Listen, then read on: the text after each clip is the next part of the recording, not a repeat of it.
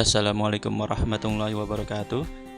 Pada video tutorial kali ini saya akan menjelaskan bagaimana cara mendownload aplikasi Zoom, sign in pada aplikasi Zoom, dan cara menjadwalkan meeting atau rapat pada aplikasi Zoom. Sebelum ke video tutorial, ada baiknya untuk mensubscribe dan like video ini.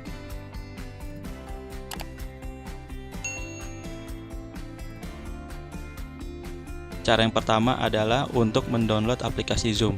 Kita buka browser kita, kemudian kita ketik download Zoom.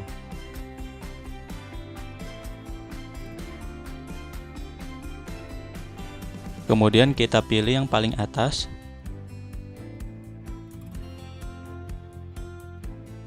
Dan dia ketika terbuka websitenya akan otomatis mendownload aplikasi Zoom. Karena saya sudah mendownload dan menginstal aplikasi Zoom, maka saya tidak akan menjelaskan bagaimana cara menginstal aplikasi Zoom. Selanjutnya, setelah kita menginstal aplikasi Zoom, kita buka aplikasi Zoom-nya. Kemudian akan muncul dua tombol. Yang pertama join a meeting, yang kedua adalah sign in. Karena kita ingin sign in atau masuk ke dalam aplikasi Zoom menggunakan akun Zoom kita klik sign in. Di sini ada dua kolom, yaitu kolom kiri dan kanan.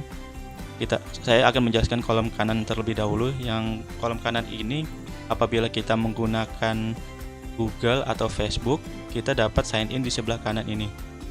Dan kolom sebelah kiri ini apabila kita sign in menggunakan email selain email Google atau Facebook. Karena pada tutorial sebelumnya saya sudah mendapatkan akun atau email untuk Zoom meeting lebih dari 40 menit bukan dari Google dan Facebook, maka saya akan sign in di kolom sebelah kiri. Kita buka email pada tutorial sebelumnya. Kita kopikan emailnya ke dalam aplikasi Zoom. Kita paste emailnya. Kemudian passwordnya kita copy, kita paste ke dalam aplikasi Zoom. Kita ketik sign in. Kemudian kita ketik home atau kita klik home.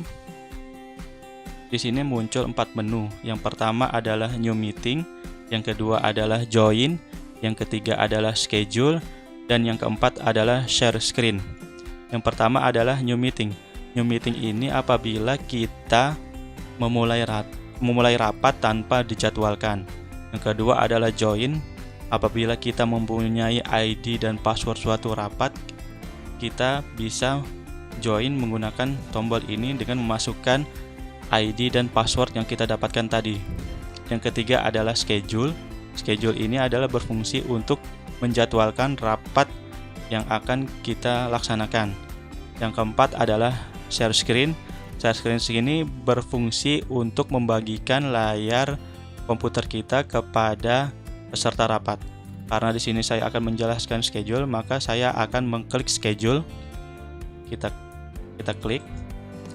Kemudian di sini ada beberapa data yang harus kita isi. Yang pertama adalah topik. Topik ini adalah judul dari rapat atau meeting tersebut. Contohnya saya isi di sini rapat pengendalian banjir.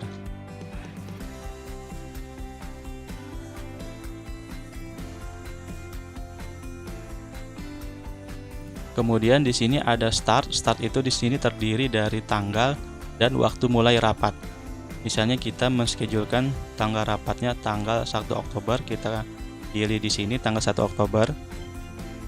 Kemudian jam mulainya jam berapa, misalnya kita mulainya jam 10 pagi. Kita pilih jam 10 pagi.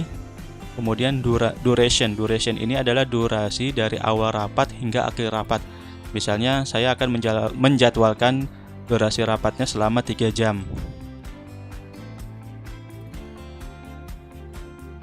Kemudian di sini ada time zone. Time zone ini adalah waktu di mana kita mengadakan rapat. Maksudnya zona waktu di mana kita mengadakan rapat. Karena saya berada di Jakarta, maka saya akan memilih GMT+7 Jakarta. Kalau untuk recurring meeting ini, misalnya rapat ini akan dilaksanakan berulang kali selama berhari-hari, maka kita bisa mencentang ini. Karena ini rapatnya hanya sekali, jadi saya tidak mencentang recurring meeting. Yang selanjutnya adalah meeting ID.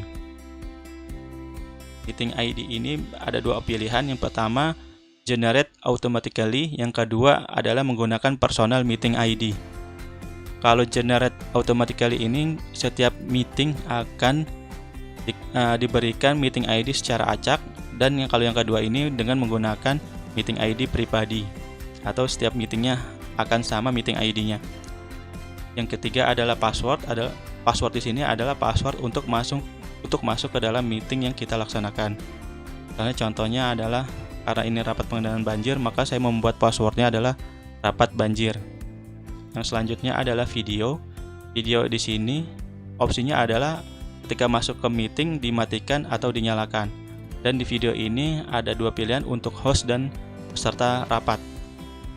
Karena saya ingin keduanya dinyalakan ketika masuk ke rapat, maka opsi yang saya pilih adalah untuk host itu videonya on, dan untuk peserta videonya juga on. Kemudian yang selanjutnya adalah kalender. Kalender ini adalah fungsinya untuk menjadwalkan meeting kita. Di sini ada 3 pilihan kalendernya. Yang pertama adalah Outlook, yang kedua adalah Google Calendar, dan yang ketiga adalah Other Calendar. Dan yang terakhir adalah Advanced Option. Advanced Option ini terdiri dari 4 opsi. Yang pertama adalah Enable Waiting Room. Jadi ketika peserta rapat masuk, dia akan memasuki ruang tunggu sebelum diterima oleh host. Yang kedua adalah Enable Join Before Host.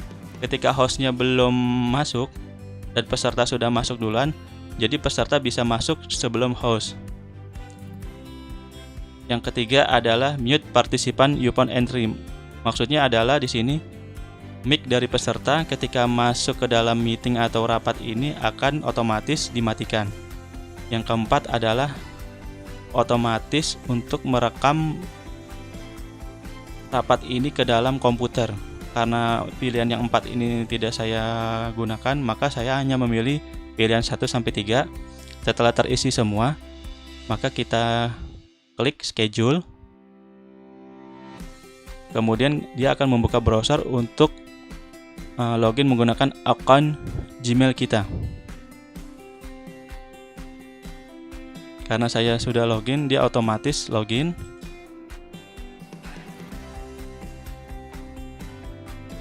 Jadi, di sini sudah tersimpan di dalam Google Calendar. Setelah sudah tersimpan di dalam Google Calendar, maka kita balik lagi ke aplikasi Zoom-nya. Nanti di atas ini kita klik meeting. Kemudian dia sudah terjadwal di aplikasi Zoom untuk rapat yang sudah kita buat tadi. Untuk dibagikan kepada peserta, kita klik di sini Show Meeting Invitation. Ini bisa kita copy dan kita bagikan kepada peserta rapat. Di sini terdiri dari meeting ID dan passcode dari rapat tersebut. Sekian tutorial dari saya, sampai berjumpa di video tutorial berikutnya.